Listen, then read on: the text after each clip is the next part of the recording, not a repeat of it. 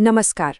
आज हम भारत और जर्मनी के बीच की उस बहुत ही खास रणनीतिक साझेदारी को समझने की कोशिश करेंगे जो आज की इस तेजी से बदलती दुनिया में एक लंगर, एक एंकर की तरह काम कर रही है।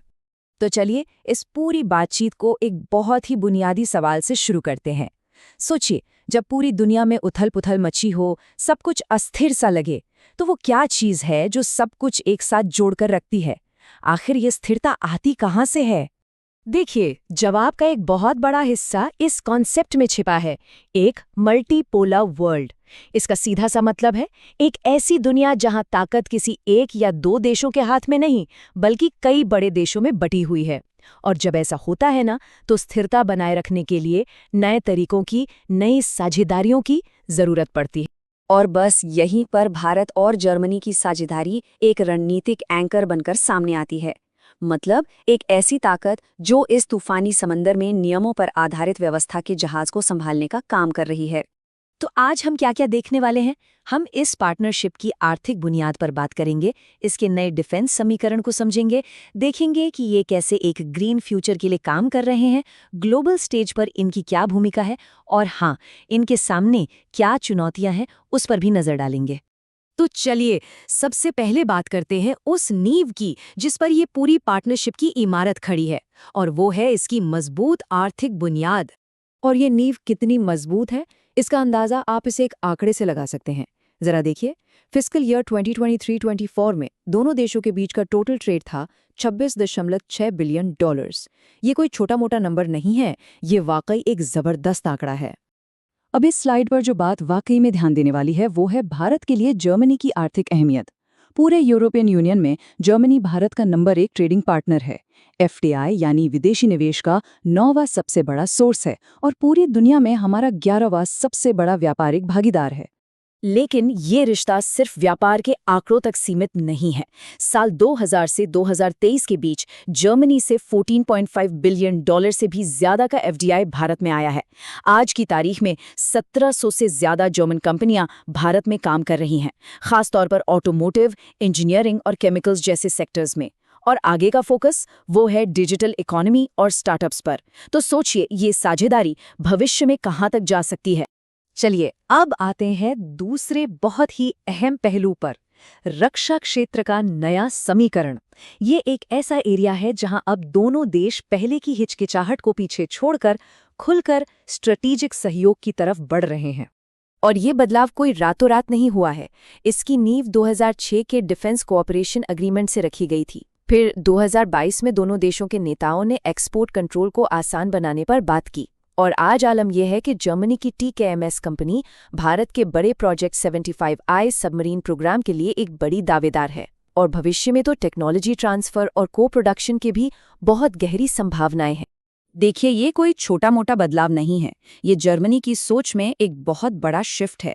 पहले जहां जर्मनी की सख्त एक्सपोर्ट पॉलिसी एक दीवार की तरह थी, वहीं अब वो भारत को इंडो पैसिफिक में एक भरोसेमंद रक्षा साझेदार के तौर पर देख रहा है और उसके लिए दरवाजे खोल रहा है। अच्छा, अर्थव्यवस्था और रक्षा के अलावा एक और एरिया है जहां ये साझेदारी कमाल कर रही है, और वो है एक ग्रीन फ्यूचर का निर्माण। इसका सेंटर पॉइंट है green and sustainable development partnership यानी GSDP। और ये सिर्फ अच्छी अच्छी बातें नहीं हैं, बल्कि इसमें असल कमिटमेंट भी है। जर्मनी ने 2030 तक भारत के ग्रीन लक्ष्यों को पूरा करने में मदद के लिए 10 बिलियन यूरो की नई डेवलपमेंट असिस्टेंस देने का वादा किया है। ये एक बहुत बड़ा फाइनेंशियल कमिटमेंट है। इसका एक बेहतरीन उदाहरण है Indo German green hydrogen task force. इसका मिशन क्या है, इसे हम 4 आसान स्टेप्स में समझ सकते हैं। पहला, प्रोडक्शन को मजबूत करना।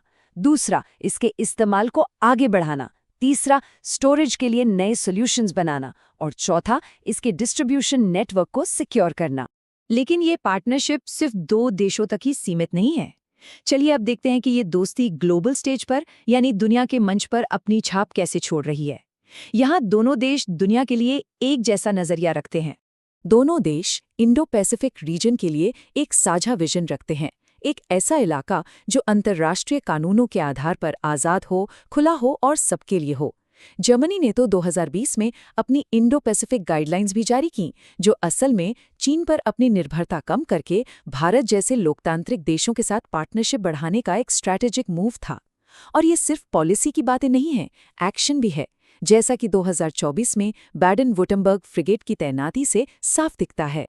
और ग्लोबल स्टेज पर सुधार की ये आवाज G4 ग्रुप में भी साफ सुनाई देती है।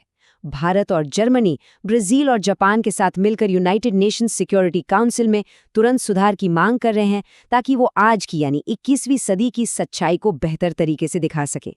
लेकिन देखिए, कोई भी साझेदारी परफेक्ट नहीं होती, हमेशा कुछ चुनौतियां रहती हैं। तो अब उन मुश्किलों पर एक नजर डालते हैं जिन्हें पार करके ही इस रिश्ते की पूरी क्षमता को अनलॉक किया जा सकता है।